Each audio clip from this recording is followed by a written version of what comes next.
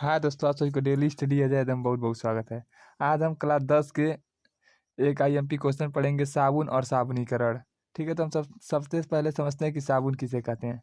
Potassium लौड़ के साबुन कहते हैं, जिसका सामान्य सूत्र होता है RCOO होता है। ठीक है, अब हम समझते हैं कि साबुनीकरण। देखिए क्या इसमें पढ़े हैं कि पोटेशियम लौड़ को क्या कहते हैं, हम साबुन कहते हैं, और जिसका सामान्य सूत्र क्या होता है, RCOO होता है। ठीक है, अब हम पढ़ते हैं साबुनीकरण किसे कहते हैं। ठीक है, जब वसा को पोटेशियम हाइड्रोक्साइड किसे कहते हैं, जब वसा को पोटेशियम हाइड्रोक्साइड के साथ क्या करते हैं, तब वसा को पोटेशियम हाइड्रोक्साइड के साथ गर्म किया जाता है तो साबुन प्राप्त होता है, और इस क्रिया को हम क्या कहते हैं, साबुनीकरण कहते हैं। ठीक है, यह क्लास 10 का बोर्ड के लिए आईएमपी क्वेश्चन है, यूपी बोर्ड के लिए। ठीक है, यह कई सालों से लगातार आया हुआ क्वेश्चन है। ठीक, हम फिर क्वेश्चन को समझते हैं कैसे कि जब वसा को पोटेशियम हाइड्रोक्साइड के साथ गर्म किया जाता है तो साबुन प्राप्त होता है, और इस क्रिया को ही क्या कहते हैं, हम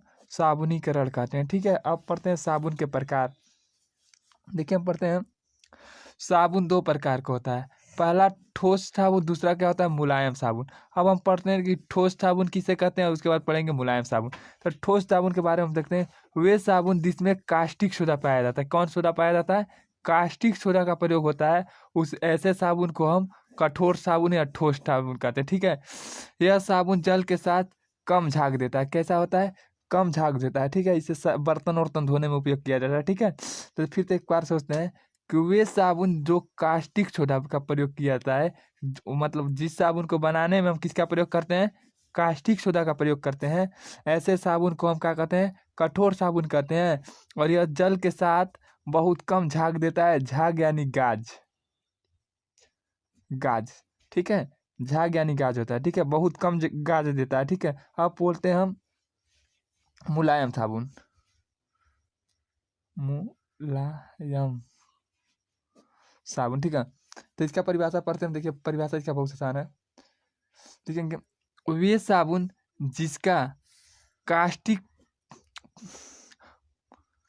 देखिए वे साबुन जिसमें कास्टिक पोटास पाया जाता है, जिसमें कास्टिक क्या पाया जाता था, सोडा पाया जाता है, और इसमें पोटास पाया जाता है। मुलायम साबुन में क्या पाया जाता है, कास्टिक पोटास, और इसमें कास्टिक सोडा। ठीक है, अब पढ़ते हैं। देखिए वे साबुन जिसमें कास्टिक पोटास का प्रयोग किया जाता है, क्या किसका प्रयोग किया जाता है, कास्टिक पोटास का प्रयोग किया जाता है, ऐसे साबुन को मुलायम साबुन कहते हैं। क्या क्या कहते हैं, मुलायम साबुन कहते हैं। ठीक है, वे साबुन जिसका बनाने में कास्टिक सोडा का प्रयोग किया जाता है, इसको इस दूसरे परिभाषा में बोलेंगे तो कहेंगे वे साबुन जिसको बनाने में कास्टिक पोटास का प्रयोग किया जाता है, ऐसे साबुन को हम मुलायम साबुन कहते हैं। ठीक है,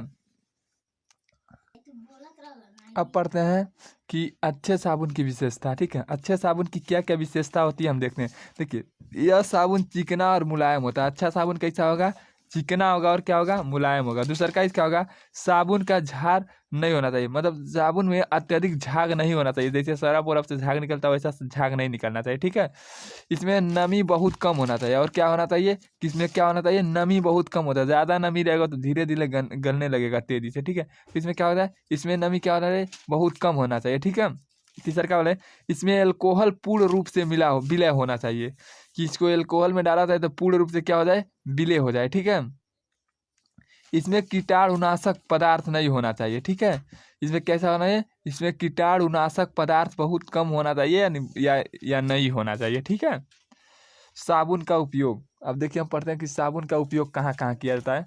तो साबुन का उपयोग कपड़ा धोने एवं शरीर को साफ करने में किया जाता है। ठीक है, कहाँ कहाँ किया जाता है, साबुन का उपयोग कपड़ा धोने में, शरीर को साफ करने में किया जाता है, और शेविंग यानी दाढ़ी बनाने में किया जाता है। ठीक है, दूसरा तीसरा का क्या होता है, चर्म रोग में के औषधि युक्त साबुन बनाने में किया जाता है। मतलब अनेक प्रकार के मतलब शारीरिक पे होने वाला इन्फेक्शन को औषधि युक्त साबुन बनाया जाता है, जैसे डिटॉल उटा नहीं है, इस प्रकार के साबुन बनाने में किया जाता है स्किन प्रॉब्लम के लिए। ठीक है, अब हम अगला क्वेश्चन देखते हैं, कपड़ा धोने वाला साबुन एवं नहाने वाले साबुन में अंतर। ठीक है, देखिए अब दो दिन देखिए क्या है, कपड़ा धोने वाला साबुन और नहाने वाले साबुन में अंतर। देखिए इसमें उच्च कोटि का तेल का प्रयोग नहीं किया जाता। इसमें क्या किया जाता है, उच्च कोटि का तेल का प्रयोग नहीं किया जाता और इसमें उच्च कोटि का तेल का प्रयोग किया जाता है। फिर देखिए, इसमें उच्च कोटि का तेल का प्रयोग नहीं किया जाता और इसमें उच्च कोटि का तेल का प्रयोग किया जाता है। ठीक है, दूसरा का देखिए, इसमें पूरक पदार्थ का प्रयोग किया जाता है। कहते हैं पूरक पदार्थ का प्रयोग क्या किया जाता है, किया जाता है और इसमें भी पूरक पदार्थ का प्रयोग किया जाता है। ठीक है, इसमें हानिकारक क्षार नहीं होता है, ना कपड़ा धोने वाले साबुन में। ठीक है, इसमें हानिकारक क्षार नहीं होता है, इसमें हानिकारक क्षार होते हैं। ठीक है, कुछ कुछ हानिकारक क्षार भी होते हैं। ठीक है,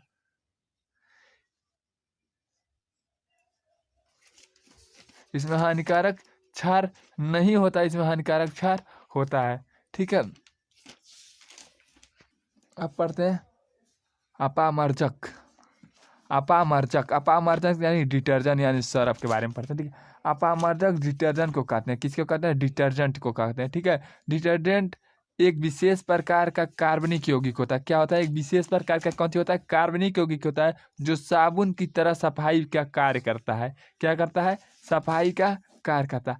अपामर्जक क्या होता है, एक डिटर्जेंट होता है जिसमें विशेष रूप से कार्बन यौगिक होते हैं और यह साबुन की तरह सफाई का कार्य करता है। उसे क्या कहते हैं, अपामर्जक कहते हैं। ठीक है, यदि आप हमारे चैनल पर नए हैं तो हमारे चैनल को लाइक करिए, शेयर करिए, सब्सक्राइब करिए और क्लास 10 के यूपी बोर्ड के संबंधित नए नए प्रश्न और एमपी प्रश्न डाले जाते हैं जो कई वर्षों से लगातार पूछे हुए हैं।